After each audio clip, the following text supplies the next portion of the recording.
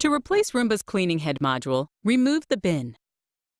Now, turn the robot over and unscrew the side brush screw with a screwdriver or coin and remove the side brush.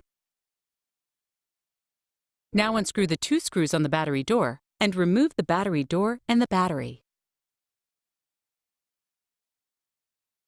Unscrew the 2 screws that hold the bottom cover and then remove the bottom cover. Now, unscrew the 4 screws that hold Roomba's cleaning head module and remove the module.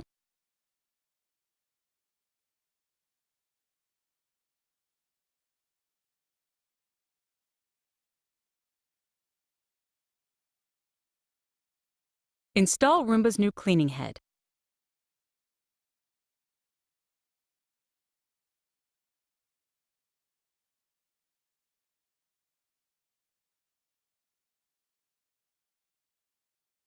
Then, replace Roomba's bottom cover and reinstall the battery and battery door.